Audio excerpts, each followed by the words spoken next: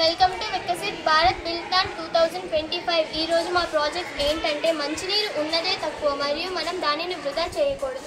Mineral water బాటిల్స్ను రెండోసారి వాడకూడదు. మనం రెండోసారి వాడినట్టయితే కార్టినోజిన్ అనే పదార్థం వాటర్ ద్వారా మన శరీరంలోకి వెళ్ళి క్యాన్సర్కు కారకం. మనం చాలా వరకు ఇలా చేయకూడదు. రెండోసారి ప్లాస్టిక్ మినరల్ వాటర్ బాటిల్స్ను వాడకూడదు. మంచినీటిని వృధా చేయకండి. నీరు జీవానికి మూలం. భూమిపై ప్రతి జీవికి అవసరం. మనం తాగే నీటి ప్రతి చుక్క కూడా భూమి అందించే అమూల్యమైన బహుమతి.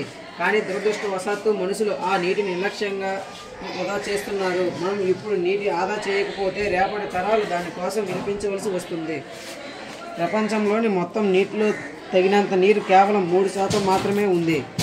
ఆ 3% కూడా చాలా భాగం మంచిగా హిమాలయాల్లో ఉంది. మనకు అందుబాటులో ఉన్న నీరు చాలా తక్కువ.